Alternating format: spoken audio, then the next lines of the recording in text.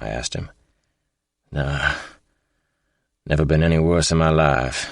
You? Never worse. After you called, Seth said, I was thinking about this visit, about this talk that we'd eventually have. I tried to think the way that you might be thinking. You know, like a police detective. Please don't have any more thoughts that there's some chance that I could have anything to do with Naomi's disappearance. Don't waste time on that. I looked over at Seth Samuel. He was hunched over, and his head rested on his chest. Even in the dark, I could see that his eyes were shiny wet. His grief was a palpable thing. I wanted to tell him that we were going to find her and that everything would work out. But I knew no such thing. We finally held on to each other. We were both missing Naomi in our own way, mourning together on the dark roof. Chapter 31. A friend of mine from the FBI finally returned one of my phone calls that night. I was doing some reading when he called, the Diagnostic and Statistical Manual of Mental Disorders. I was working on Casanova's profile and still not getting very far. I had originally met Special Agent Kyle Craig during the long, difficult manhunt for the serial kidnapper Gary Sonegee. Kyle had always been a straight shooter. He wasn't territorial like most FBI agents, and not too uptight by bureau standards either. Sometimes I thought that he didn't belong in the FBI. He was too much of a human being. Thanks for finally returning my calls, stranger, I said over the phone. Where are you working out of these days? Kyle surprised me with his answer. I'm here in Durham, Alex. To be a little more precise, I'm in the lobby of your hotel. Come on down for a drink or three in the infamous Bull Durham room. I need to talk to you. I've got a special message for you from J. Edgar himself.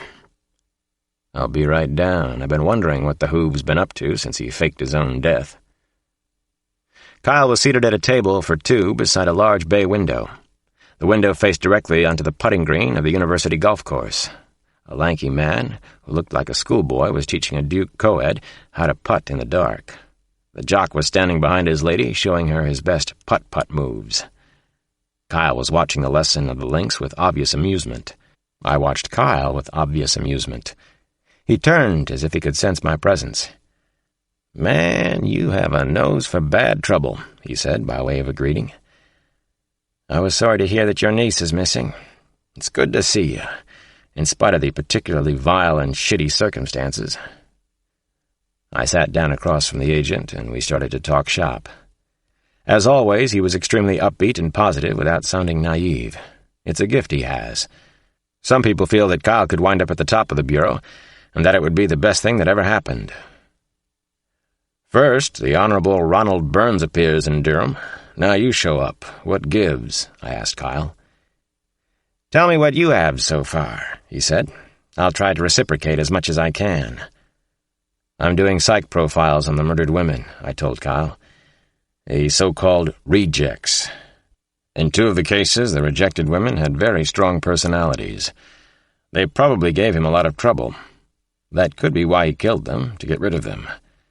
The exception was Betty Ann Ryerson. She was a mother in therapy, and she might have had a nervous breakdown. Kyle massaged his scalp with one hand. He was also shaking his head. You've been given no information, no help whatsoever. But zippity-doo-dah, he smiled at me. You're still a half-step ahead of our people. I haven't heard that theory about the rejects. It's pretty good, Alex, especially if he's a control freak. He could definitely be a control freak, Kyle. There has to be a damn good reason why he got rid of those 3 women. Now, I thought you were going to tell me some things I didn't know. Maybe if you pass a few more simple tests, that is. What else have you figured out? I bad-eyed Kyle while I slowly sipped my beer. You know, I thought you were all right, but you're just another FBI prick. I was programmed at Quantico, Kyle said in a passable computer voice. Have you done a psych profile on Casanova? I'm working on it. I told him what he already knew. As much as I can with virtually no information available. Kyle beckoned with the cupped fingers of his right hand.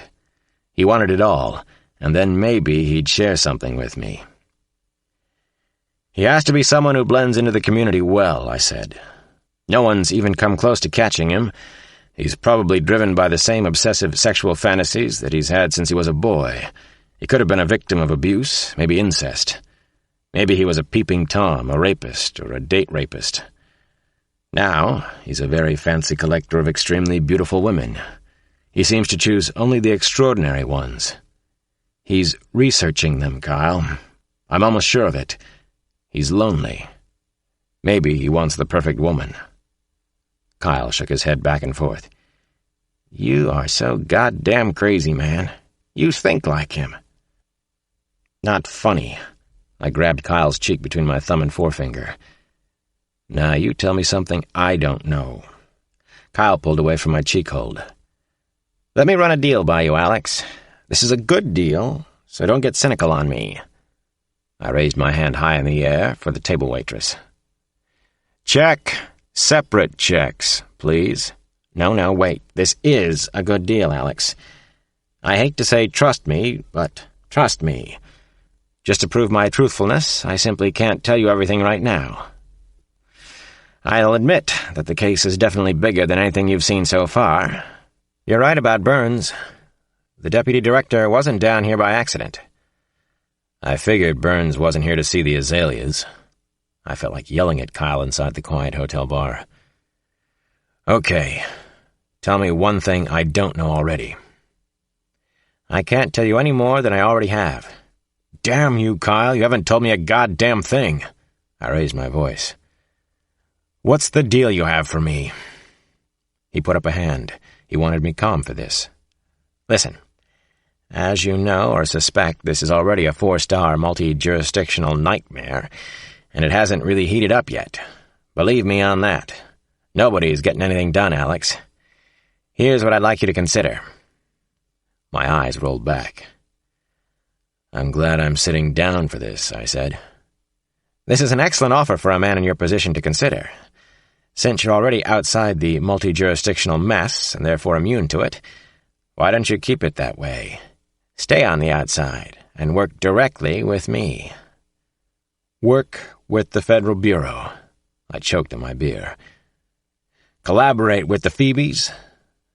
I can give you access to all the information we get as soon as we get it. I'll give you everything you need in terms of resources and information, and all of our current data. And you don't have to share anything I come up with, not even with the local or state police, I said. Kyle had become his intense self again. Look, Alex, this investigation is large and expensive, but it's getting nowhere. Officers are falling over one another while women all over the South, including your niece, are disappearing right under our noses. I understand the problem, Kyle. Let me think about your solution. Give me a little space on this one. Kyle and I talked some more about his offer, and I was able to pin him down on a few specifics. Basically, I was sold, though. Working with Kyle would give me access to a first-rate support team, and I'd have clout whenever I needed it. I wouldn't be alone anymore. We ordered burgers and more beers and continued to talk and put the final touches on my deal with the devil. For the first time since I'd come south, I was feeling a little hopeful. I do have something else to share with you, I finally told him. He dropped me a note last night. It was a nice note, thoughtful, welcoming me to the area. We know. Kyle grinned like the grown-up Andy Hardy that he is. It was a postcard, actually. It showed an odalisque, a love slave from a harem. Chapter 32. By the time I got back to my room, it was a little late, but I called Nana and the kids anyway. I always call home when I'm away, twice every day, morning and night. I hadn't missed yet and didn't plan to start that night. Are you listening to Nana and being a good girl for a change? I asked Jenny when she came on the phone. I'm always a good girl, Jenny squealed with little girl glee. She loves talking to me. I feel the same way about her. Amazing, we were still madly in love after 5 years together. I closed my eyes and visualized my girl. I could just see her puffing out her little chest, making her face look defiant, but smiling pointy, crooked teeth at the same time. Once Naomi had been a sweet little girl like that. I remembered everything about those times. I chased away the thought, the vivid portrait of Scoochie. Well, how about your big brother?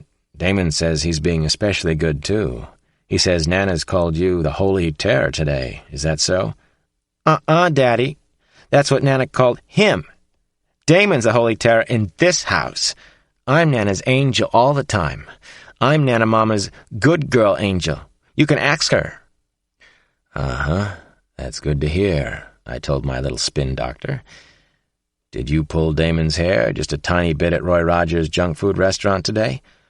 Not junk food, Polly Wally. He pulled my hair first. Damon almost pulled my hair out like I was Baby Claire without her hair now. Baby Claire had been Janny's main doll since she was 2 years old. The doll was her baby, absolutely sacred to Janny, sacred to all of us. Once we had left Baby Claire at Williamsburg during a day trip, and we had to drive all the way back. Magically, Claire was waiting for us at the front gate office, having a nice chat with the security guard. I couldn't pull Damon's hair anyway. He's almost bald, Daddy. Nana got him his summer haircut. Where do you see my bald brother? He's a pool ball. I could hear her laughing. I could see Janny laughing. In the background, Damon wanted the phone back. He wanted his rebuttal about the state of his haircut. After I finished with the kids, I talked to Nana. How are you holding up, Alex? She went right to the point, as she always does. She would have made an outstanding detective or anything else she wanted to be. Alex, I asked how you're doing. I'm doing just fine and dandy. Love my work, I told her. How are you, old woman? Never mind that. I could watch these children in my sleep. You don't sound good to me. You're not sleeping and you haven't made a lot of progress, have you? Man, she was tough when she wanted to be. It's not going as well as I would have hoped, I told her. Something good might have just happened tonight. I know, Nana said. That's why you're calling up so late. But you can't share the good news with your grandmother. You're afraid I might call the Washington Post. We'd had this discussion before on cases I was working on. She always wants inside information, and I can't give it up. I love you, I finally said to her. That's the best I can do right now. And I love you, Alex Cross. That's the best I can do. She had to have the final word. After I finished with Nana and the kids, I lay in the dark on the unmade, unwelcoming hotel bed.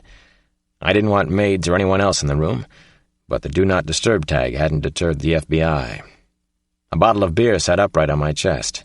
I slowed my breathing, let the bottle balance there. I never liked hotel rooms, not even on a vacation. I started thinking about Naomi again. When she was a little girl like Janny, she used to ride up on my shoulder so she could see far, far away in the big people's world. I remembered that Naomi thought Christmas was Kissmas, so she would kiss everybody during the holidays.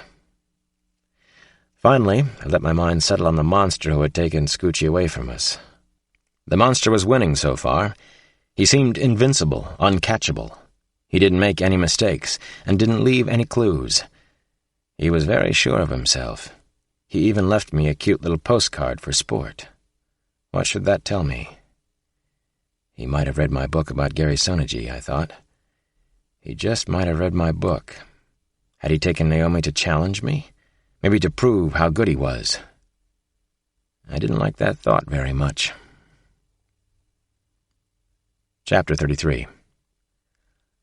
I'm alive, but I'm in hell. Kate McTiernan tucked her legs close against her chest and shivered. She was certain that she'd been drugged. Severe tremors, accompanied by gnawing nausea, swept over her in powerful waves that would not stop no matter what she tried. She didn't know how long she had been asleep on the cold floor, and what time it was now. Was he watching her? Was there a peephole hidden in the walls?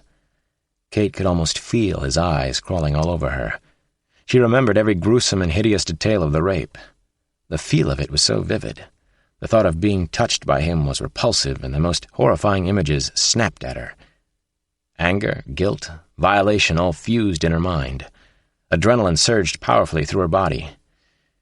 Hail Mary, full of grace, the Lord is with thee. She thought she had forgotten how to pray. She hoped that God hadn't forgotten her. Kate's head was spinning. He was definitely trying to break her will, break her resistance.